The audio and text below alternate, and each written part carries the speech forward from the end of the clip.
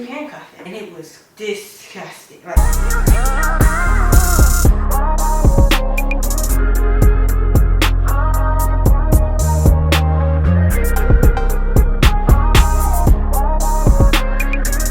guys, welcome back to my channel. If you're new here, welcome. Hey girl, hey, this is Boss Vision, where I share with you all everything you need to know about making candles. In today's video, it's going to be a little unlike anything you've seen. Okay, you saw it twice. This is story time number 3. I really noticed that you guys have enjoyed our story time, so I thought let's keep it going. Okay, before we get into the video, I just wanted to make it known that the ultimate candle making survival guide will be available for purchase Black Friday. As many of you already know, I quit my 9-to-5 to sell candles full time and have figured out a way to make 6 figures through a few secret tips. Yeah, so if you want to escape your 9-to-5 or even just increase your candle business sales, then sign up to be notified exactly when it launches. Yes, so the first 300 people will gain access to an exclusive code that you don't want to miss out on. So head to candlemakingsurvivalguide.com now.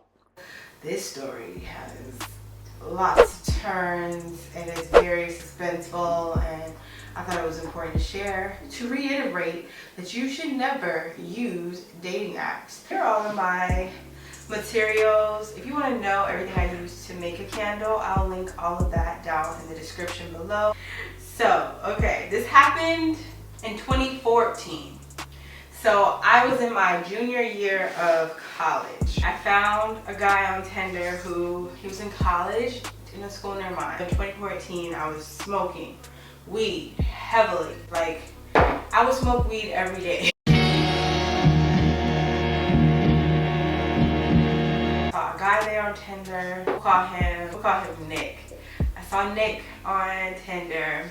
He smoked. He went to a really nice school, UNCG. That's a really nice school in Greensboro. I went to A&T. I just remember he would smoke weed, but he was super smart. So I was like, oh, this is exciting. I swiped on him. Swipe right. And I got a match, right? And so we were talking on Tinder.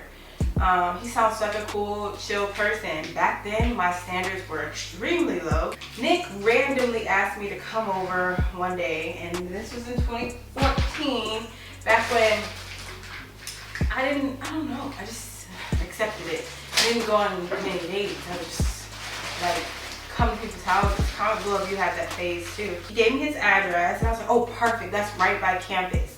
So it is a huge red flag if the guy you meet does not live in a dorm, but he lives in an apartment near your school, not his school, because his school was like 20 minutes away. He lived close to mine. So his school was like a nice school. But yeah. So that was a red flag, but I just disregarded it. I typed it in GPS and I drove my mom's red Dodge Caliber, and I just was thinking nothing of it, just in terms of him having his own place. I was like, oh, I'm so lucky he has his own place.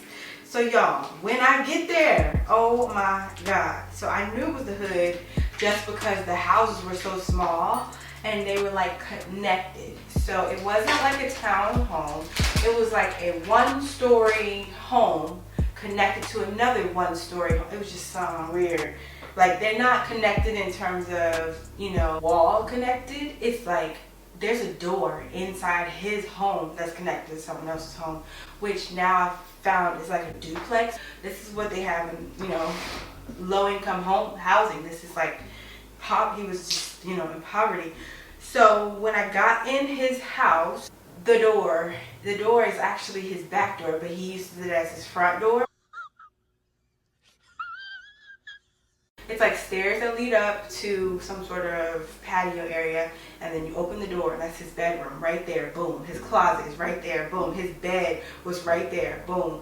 His bathroom right there, boom. And it was disgusting. Like, it was so gross in there. I just remember the carpet was dirty. But then I remember there was some female stuff on one side of the bed. Like, he had some furry bear. He had some like furry handcuffs. Men don't have handcuffs by themselves. I'm like, who was you handcuffing? Like, what is this? You know? So there was some other stuff going on in that room. Like, I knew he had a girlfriend, apparently, if he had girl stuff in there. But I'm just like, oh, girl, why would you be there? Ew. So then I just remember sitting down. prior to coming there, I purchased a salad from Wendy's. So I had a salad. I was poor in college. I had a salad with side Caesar salad with some spicy nuggets. This is the hood meal. You just break down the spicy nuggets. You got yourself a spicy Caesar salad for like $3. Period. You are straight for the day. So that's what I used to do. And I just remember he was high and he offered weed to me to smoke. So we smoked basically, and we're talking. We were talking and smoking. But we were talking and smoking, and then he said he had to go to the bathroom. So he opens his bathroom door. There is this long rifle. There's a rifle in his bathroom, and I'm high and I've never really seen a gun. So I'm just like, what the heck is that? There's this huge rifle in his place. What is that? So then I realized that he is. He said he killed, like, we're in the North Carolina, we're in the South, so I just thought he killed like deer and stuff. And I was like, okay, whatever. Just disregarded it. Then I see another gun under his TV, under his entertainment center. I see another gun, a little gun, a handgun, and I'm just like, okay, I've never seen a gun. So to see two guns and be high, this was just like, oh no, I can't believe this is happening. So yeah, that was terrifying. I just remember he was just trying to calm me down. He was like, it's fine, don't worry about it. It's just, everybody has a gun. I need guns for protection. And then I just remember him opening the door from his bedroom to his kitchen. And I'm looking at his kitchen like, ew, it was so gross, y'all. Like, he had moved in recently, but he had a pile of trash. It was not clothes. It was just a pile of disgustingness just sitting on the floor. And the windows were like really small. And he had these furnace things. He was living in poverty in college. So he was a junior in college too. We were the same age. He came from a nice family, but he just came to college and sort of lost his way, is what it seemed like. So he was just doing crazy, reckless things. So what I learned from that was he is not like boyfriend material, but in college, sometimes as women we tend to hang around or spend time with men we know we're never going to date because they provide you with free weed. Okay, y'all, I had to pour, but yeah, just back to the story. Free weed, that's what he was to me.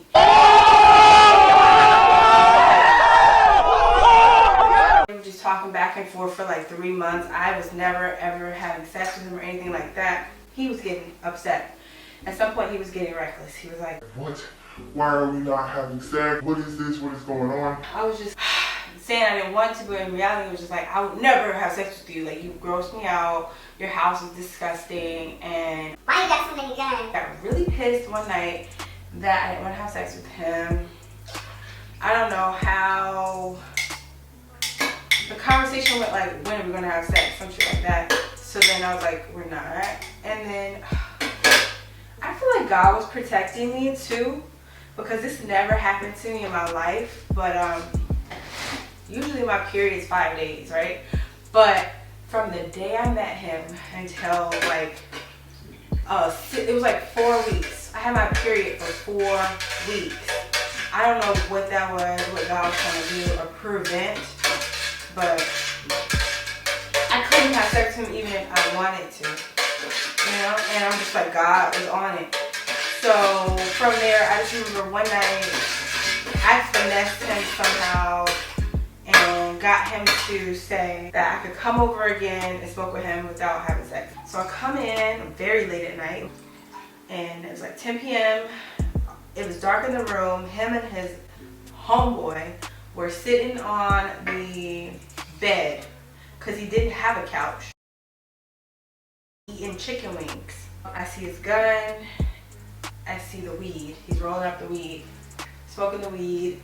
His homeboy was only there for like 2 passes. You know what I mean? Because you pass in rotation. His homeboy hit 2 times and left. Then he's just sitting there still smoking, playing the game, because men are obsessed with video games. So he's playing the game. And I just remember that he was playing the game and he was smoking, and he was mad because I wouldn't want to have sex with him. So from there, I just made up an excuse of like, it was not really, it's a relevant excuse, but that wasn't the main reason why I wanted to have sex with him. I saw girl stuff all over his room. So I was like, you probably are already having sex with somebody. I don't really want to just like, what, you have a girlfriend, stop trying to have sex with me. But beyond this, because I saw all those guns, it weirded me out, right? So from there, he just got pissed that I never wanted to have sex with him. And I ended up stop talking to him just because for me, that's how it always went. Like, I never really wanted to have sex with anybody, and I knew at some point they're gonna ask, and I probably should just cut them off so they won't get super mad and like, you know, let it be. It is what it is. I just stopped talking to him. And then I was a secretary in a hotel back then. Your girl came up. I was a secretary, and I just remember I hadn't talked to him in a year, and I had my same phone number. I've had the same phone number for 11 years. I had the same phone number. I've never changed my phone number. But yeah, so having the same phone number, I just remember I got a text message from someone that said he got 25 years. I got a text saying he got 25 years. And I'm like, who is he? 25 years for what? He got 25 years. Like, that did not register me that 25 years meant 25 in prison until I got, I asked who this is, and they were like, Nick wanted me to tell you. And I'm just like, what? Why did he, first of all, why did he want to tell me? Because we were only talking for like a few weeks, never had sex, never kissed, and I cut him off. It was just very distant. I was like, I just asked them, what did he do? And they were like, murder. Like, murder. I do remember him having guns. Like, it was like a year's time of flashbacks just started coming up. So, oh my God, I remember him having all those guns in his bedroom. Him saying it was just for like killing deer. I remember him smoking a lot. And he did have a temper when I didn't want to have sex with him. I remember all these things. So I Googled him. I don't know if I Googled him or they sent me the article.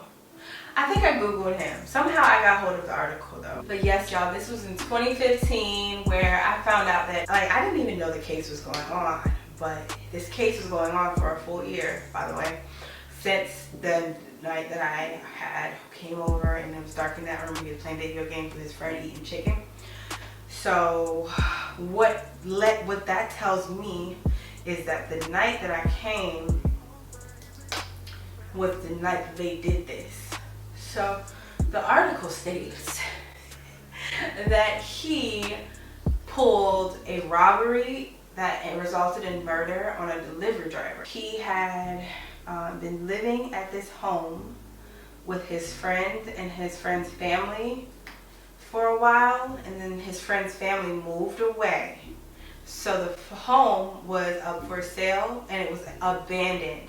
So if you know anything about abandoned homes, it means it's completely empty.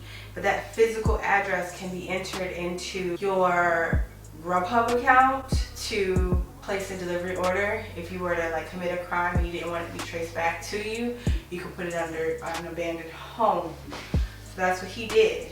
And so from there, he had, in the article it states that he took the food, killed the driver. So the driver was found with his driver's side door open and laying out on the ground. And he still had all his tips and money in his wallet. All he was missing was the food. So I know, without a doubt in my mind, that was the night that I came over to smoke with him and got mad and I wanted to have sex, and that his friend left. So the main question though is, did he do it or did his friend do it? Because the food, the Grubhub order, was traced back to him by the police. based upon his IP address. So he could have been he could have not done it, but his friend could have done it and then brought him those chicken wings.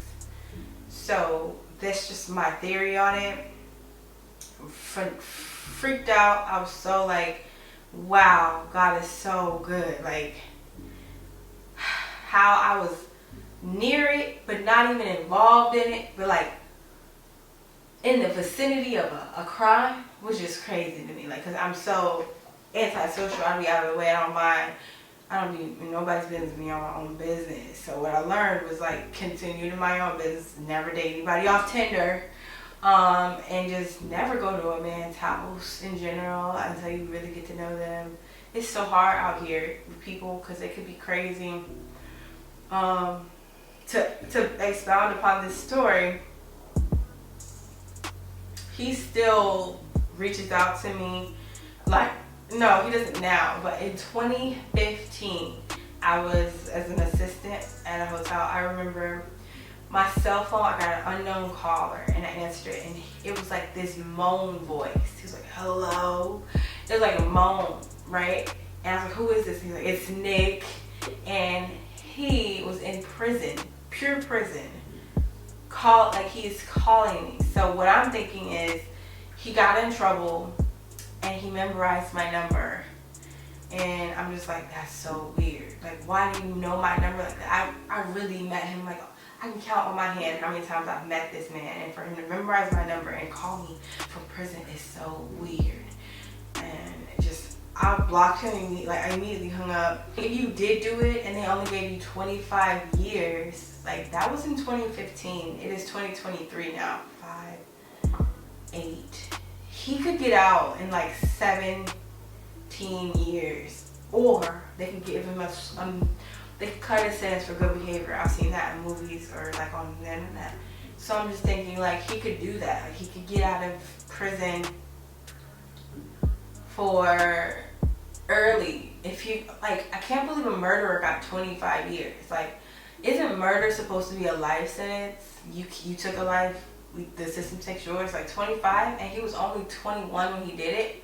So he's gonna be young when he gets out. Like, that's weird to me. Y'all comment what you think of this story. It was so trippy to know that, like reading the article, I'm like, the night that he had those wings was the same night that he, either way, one of them knew what went down. And it's just like, people could commit real crimes and literally just act calm like nothing happened. People are crazy. And the craziest thing about this story is that the person who died, the delivery driver who died, was like a huge philanthropist in the Sudanese community in Greensboro, North Carolina. So he was like this huge guy that lost his life for some chicken wings. So it really, really resonated with me. Like, that sucks for them to do that to him, but it sucks even more that it had to be him because he had impacted people in such a positive way. Yeah, that's my story, y'all. That was crazy. How God was like protecting me in that was it. Just thank God that I'm protected. But yeah, comment below what you think, and let me know what other videos you'd like to see in the future. There will always be more story time, so stay tuned for that. And yeah, I'll see y'all in my next video.